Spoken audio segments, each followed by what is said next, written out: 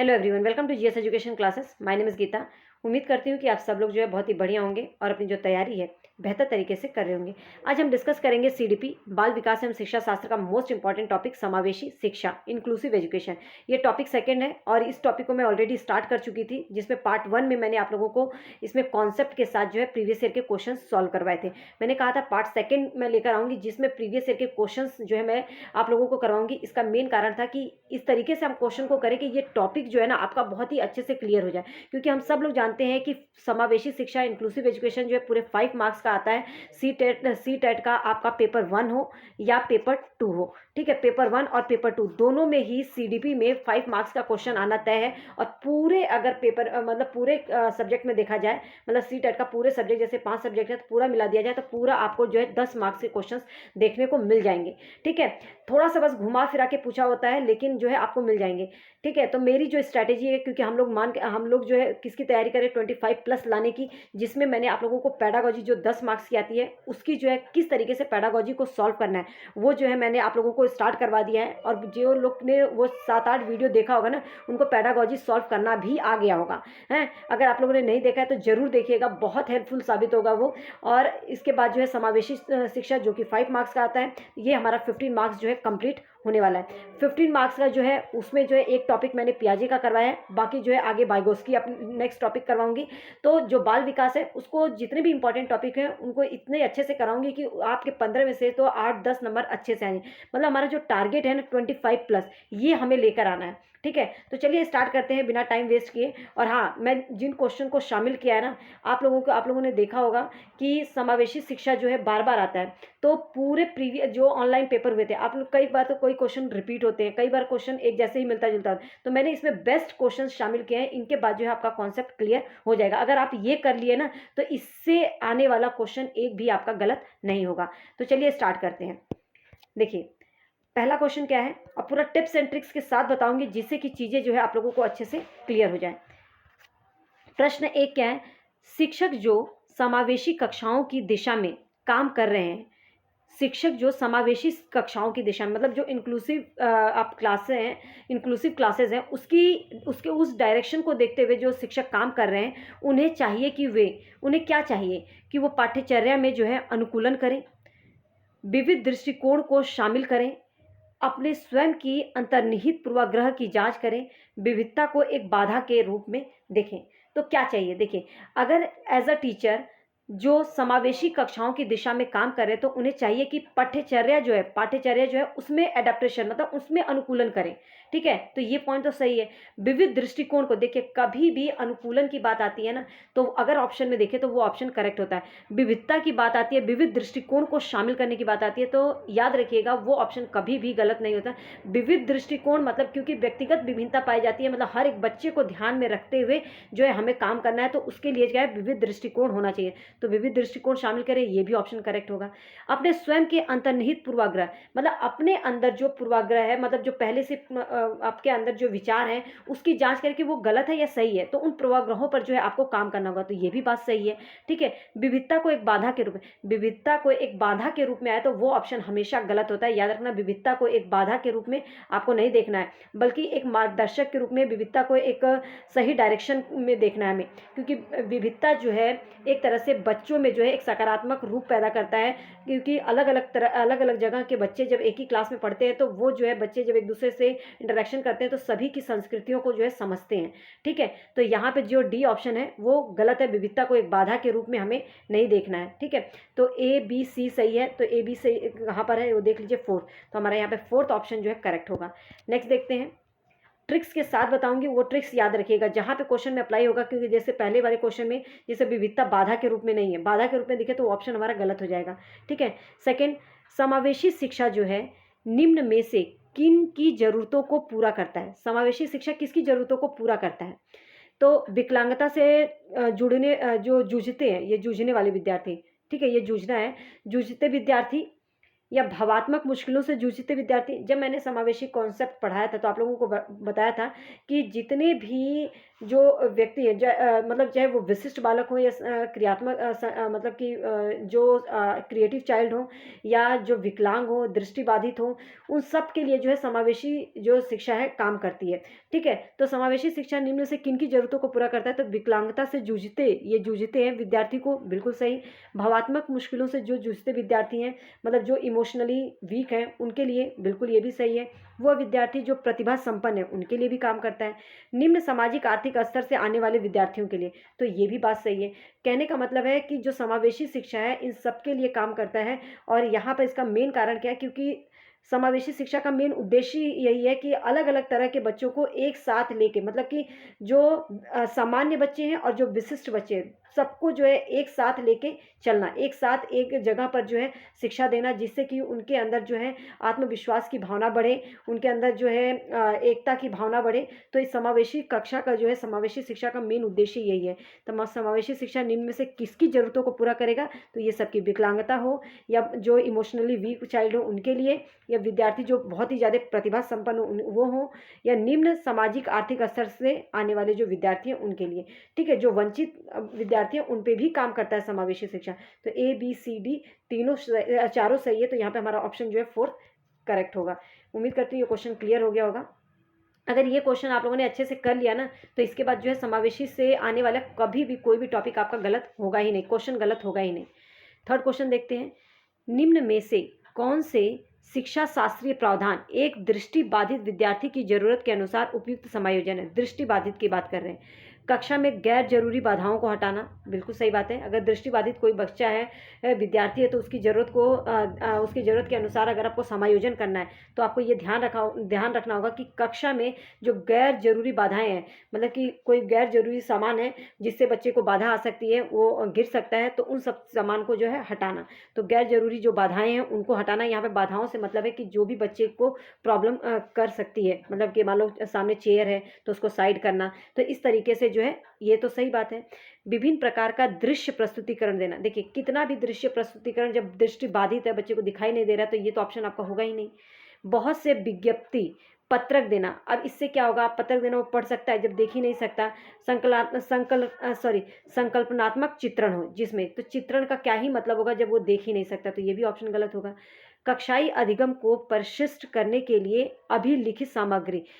Persist करने के लिए मतलब जो रिकॉर्डेड सामग्री है, मतलब कि बच्चे को जो है जो टीचिंग लर्निंग मटेरियल, जो उसको लर्निंग मटेरियल देंगे वो रिकॉर्डेड फॉर्म में अगर आप देते हैं तो वो जो है वो जो है सही होगा बच्चे के लिए। ठीक है, तो कक्षाई अधिगम को परसिस्ट करने के लिए अभिलिखित सामग्री मतलब रिकॉर्डेड मटेरियल प्रोवाइड करना। तो यहाँ पे जो है ए भी सही है, डी भी सही है, कहीं पर है ऑप्शन थर्ड। ठीक है, तो ये थर्ड ऑप्शन करेक्ट होगा। उम्मीद करती हूँ क्वेश्चन क्लियर हो गया होगा। नेक्स्ट देखते हैं। देखिए, प्राथमिक माध्यमिक कक्षाओं में शिक्षिकाओं को विविधता को किस तरह से देखना चाहिए? विविधता को अभी हमने एक ऑप्शन में देखा था, विविधता को बाधा के रूप में नहीं देखना है। ठीक है, तो विविधता को सीखने के अवरोधक के रूप में बिल्कुल नहीं। सीखने का अवरोधक मतलब सीखने के बाधा के रूप में, तो अभी कभी भी जो विविधता को बाधा के रूप में या अवरोधक के रूप में दर्शाया जाए तो वो ऑप्शन हमेशा गलत होगा, याद रखिएगा। ठीक है, विविधता को नज़रअंदाज करना चाहिए, नहीं, विविधता को नज़रअंदाज नहीं करना। अगर ऑप्शन में दिखे तो ये ऑप्शन गलत होगा। विविधता को नज़रअंदाज के रूप में हमें नहीं देखना, विविधता को जो है सकारात्मक रूप में लेना है। विविधता को कम करने के लिए मानकीकृत पाठ्यचर्या, मानकीकृत मतलब एक स्टैंडर्ड करिकुलम। जब अलग अलग प्रकार के आपकी क्लास में बच्चे हैं, विविधता की बात कर रहा है, जब अलग अलग तरह के बच्चे हैं, अलग अलग जगह से आए हुए हैं, तो आप एक स्टैंडर्ड करिकुलम कैसे उनके लिए जो है प्रोत्साहित कर सकते हैं? तो ये तो ऑप्शन गलत होगा। मानकीकृत पाठ्यचर्या भी कहीं दिखे, मानकीकृत पाठ्यचर्या या मानकीकृत कोई टेस्ट या शिक्षण, तो वो इस टाइप का अगर कुछ दिखे तो वो ऑप्शन हमेशा गलत होता है। एक गुण के रूप में देखना। देखो, जो विविधता है उसको एक विशेषता के रूप में देखना, एक गुण के रूप में देखना, जिसमें कि बहुरूपता को जो है क्या मिले? बढ़ावा मिले। तो यहाँ पे डी ऑप्शन जो है करेक्ट है। बाकी ये तीनों क्यों गलत है वो मैंने आपको क्लियर कर दिया। नेक्स्ट क्वेश्चन देखते हैं, उम्मीद करती हूँ क्लियर हो गया होगा। देखिए, फिफ्थ क्या बोल रहे हैं? समावेशी शिक्षक, ये कथन है, समावेशी शिक्षक ऐसे शैक्षिक तंत्र को संबोधित करता है, मतलब जो समावेशी शिक्षक है वो ऐसे शैक्षिक तंत्र को संबोधित करता है जिसमें बच्चों की शारीरिक, मानसिक, संवेगात्मक मतलब कि फिजिकल, मेंटल, इमोशनल और लैंग्वेज के रूप में जो है अन्य विशेषताओं को ना देखते हुए भी, मतलब इन सब विशेषताओं को ना देखते हुए भी सभी बच्चों का समायोजन करता है। कहने का मतलब है, अगर बच्चा शारीरिक रूप से, मानसिक रूप से या संवेगात्मक या भाषा के आधार पे अलग अलग हैं, तो भी इसको जो है नज़रअंदाज करते हुए उन सभी बच्चों को जो है एक रूप में देखता है, सभी बच्चों का जो है समायोजन एक साथ बैठाता है। तो ये बात तो बहुत ही अच्छी है, क्योंकि यहाँ पे जो है बच्चों को अलग करने की बात नहीं की जा रही है, बच्चों को वो एक साथ लेकर चलने की बात। और समावेशी शिक्षा का मेन उद्देश्य है कि सामान्य और विशिष्ट, मतलब शारीरिक रूप से वो विशिष्ट हो या मानसिक रूप से या संवेगात्मक रूप से, मतलब सामान्य बच्चे हों या विशिष्ट बच्चे हों, सबको जो है अलग ना करके उनको सबको जो है क्या करना, समायोजन के रूप में एक जगह जो है रखना है। ठीक है, तो उनकी विशेषताओं को ना देखते हुए, उनकी कमियों को ना देखते हुए सभी बच्चों का जो है समायोजन किया जाए। तो ये ऑप्शन तो करेक्ट है, मतलब कथन तो सही कह रहा है। इसका तर्क देख लेते हैं। समावेशन जो है एक व्यापक दर्शन है। बिल्कुल, समावेशन जो है एक व्यापक दर्शन है, क्योंकि शारीरिक, मानसिक, संवेगात्मक, भाषा सबकी बात करता है। ठीक है, यह केवल दिव्यांग बच्चों तक सीमित नहीं है। बिल्कुल सही, दिव्यांग मतलब कि बस शारीरिक रूप से जो विशिष्ट है उनकी बात नहीं करता है, बल्कि ये मानसिक, संवेगात्मक, भाषा सभी की बात करता है। तो ये भी बात सही है कि समावेशन जो है ये एक व्यापक दर्शन है जो केवल दिव्यांग बच्चों तक सीमित नहीं है। देखिए, कई क्वेश्चन इससे आपके क्लियर हो जाएंगे, क्योंकि इसमें बहुत सारी चीज़ें बताई हैं। सबसे पहली बात, जो समावेशी शिक्षक है उनको जो है वो शैक्षिक तंत्र को संबोधित करता है जिसमें बच्चों की शारीरिक हो, मानसिक, संवेगात्मक, भाषण किसी भी रूप से वो विशेषताओं को, उनकी कमियों को या उनकी विशेषताओं को न देखते हुए सभी बच्चों का एक जगह पर रखना, समायोजन करना। तो एक तो ये हो गया। समावेशन एक व्यापक अर्थ है, क्योंकि वो एक की बात नहीं करता। कहीं पर भी एक की बात करें ना कि समावेशन जो है केवल मानसिक रूप से जो विशिष्ट बालक है उनको उनके लिए वहीं तक सीमित है, ऐसा नहीं। संवेगात्मक बच्चों तक ही सीमित है, ऐसा नहीं। सबकी ये व्यापक रूप में बात करता है। तो ये कई क्वेश्चन आपके यहाँ से क्लियर होंगे। ठीक है, तो ए और आर दोनों ही यहाँ पे सही है। तो हमारा पहला ऑप्शन ही सही हो रहा है, ए और आर दोनों सही है, आर और ए की सही व्याख्या करता है। उम्मीद करती हूँ क्वेश्चन क्लियर हो गया होगा। अगर आप लोग जो है इस तरीके से पढ़ना चाहते हैं, अगर चाहते हैं कि हर टॉपिक क्लियर हो जाए, तो चैनल को सब्सक्राइब कर सकते हैं, ताकि आप लोगों को जो है आने वाली वीडियो की नोटिफिकेशन मिल सके। अगर आप जो है सीडीपी में एक अच्छा स्कोर करना चाहते हैं, यहाँ पे पूरा मैं कॉन्सेप्ट जो है बेसिक से आपको क्लियर करूँगी। ठीक है, तो चलिए कहीं से भी पढ़िए, बस एक सही तरीके से पढ़िए, ताकि अपकमिंग जो सीटेट है वो आप निकाल लें। नेक्स्ट 6 क्वेश्चन क्या है? अनुसूचित जनजाति के विद्यार्थियों के समावेशन को सफल बनाने के लिए यह महत्वपूर्ण है कि प्रमुख समूह द्वारा पसंद की जाने वाली भाषा में पढ़ाया जाए। मतलब अनुसूचित जाति, जो एसटी कैटेगरी के जो विद्यार्थी हैं, उनके समावेशन को अगर सफल बनाना है तो ये महत्वपूर्ण है कि प्रमुख समूह द्वारा जो है पसंद की जाने वाली भाषा में पढ़ाया जाए। ठीक है, मतलब कि यहाँ पे प्रमुख समूह की बात किया है, तो ये क्या सही है? ऐसा तो नहीं होना चाहिए, क्योंकि यहाँ पे एक समूह की बात करता है, उसी को जो भाषा पसंद हो उसी में पढ़ाया जाए। जब एक क्लास में बहुत सारे बच्चे होंगे तो उनको ध्यान में रखते हुए भी सबको देखना है ना, इन बच्चों को भी देखना है आपको, और यहाँ पर जो है, एक मिनट, यहाँ पे इन बच्चों को भी देखना है, बाकी जो क्लास में है उनको भी देखना है। तो एक प्रमुख समूह द्वारा पसंद की जाने वाली भाषा को तो पढ़ा ही नहीं जा सकते। जहाँ पर एक की बात की जाए ना, वो ऑप्शन हमेशा गलत होता है। ठीक है, प्रमुख समूह बोल दिया तो ये ऑप्शन गलत होगा। उनके सांस्कृतिक ज्ञान और अनुभव को अनदेखी, देखिए किसी की भी सांस्कृतिक ज्ञान और अनुभव को अनदेखी नहीं करना है, बल्कि उसको साथ में लेकर चलना है, उसको वैल्यू देना है, उसको महत्व देना है। ठीक है, सबके सांस्कृतिक और ज्ञान और अनुभव को महत्व देना है। यहाँ पे अनदेखी करने की बात है, तो ये भी ऑप्शन गलत। उनकी अपनी स्थानीय भाषा में बनाई गई शैक्षिक सामग्रियों की उपलब्ध करवाई जाए। बिल्कुल, जो अनुसूचित जाति के जो विद्यार्थी हैं, अगर उनका समावेशन को सही बनाना है तो सबसे जरूरी है कि जो उनकी स्थानीय भाषा है उसमें बनाई गई शैक्षिक सामग्री जो है उपलब्ध कराई जाए, जिससे कि उनको जो है चीज़ें अच्छे से क्लियर हो जाए। ठीक है, तो ये ऑप्शन तो सही है। नेक्स्ट देख लेते हैं।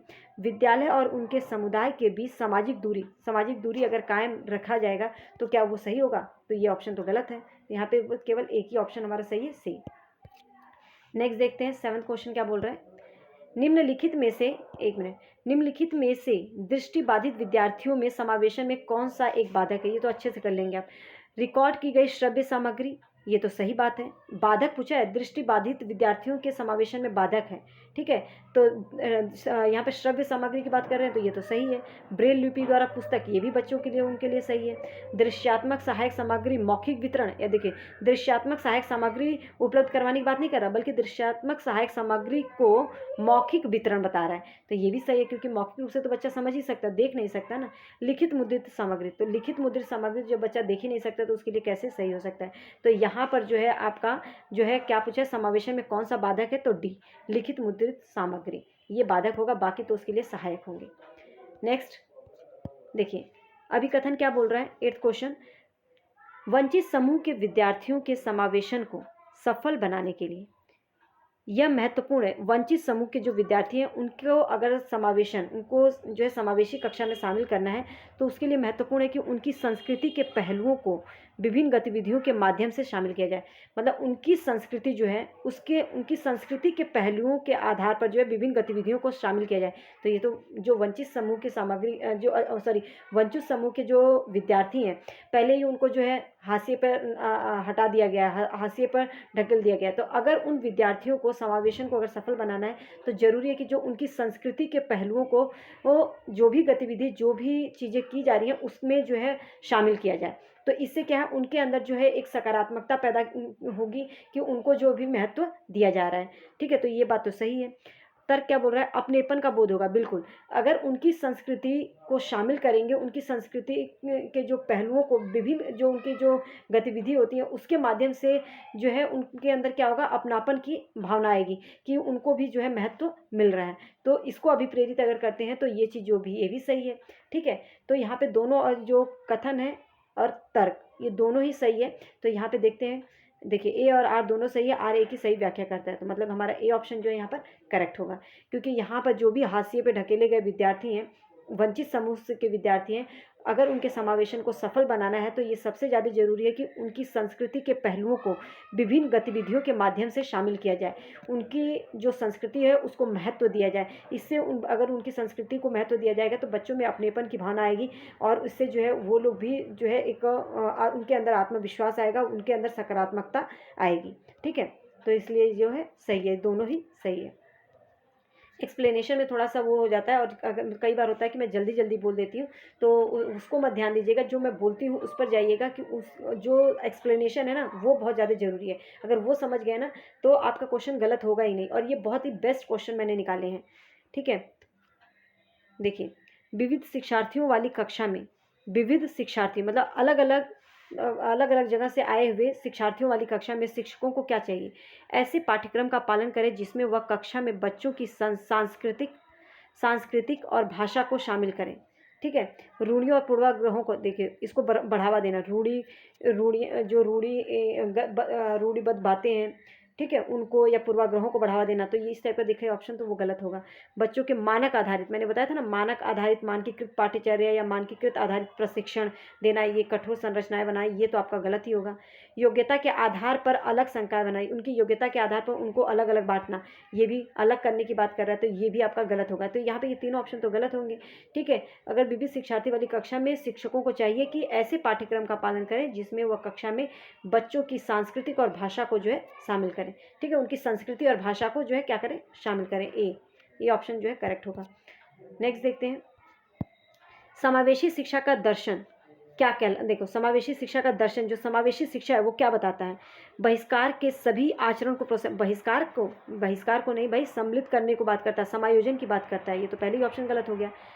का आधार विद्यार्थियों को उनकी योग्यता के आधार पर पृथक स्कूल में शिक्षित करना, पृथक स्कूल की तो बात ही नहीं करता, वो तो बोलता है कि एक जगह पर सामान्य और विशिष्ट बालकों को एक जगह पर लेकर आओ। तो ये भी हमारा ऑप्शन गलत।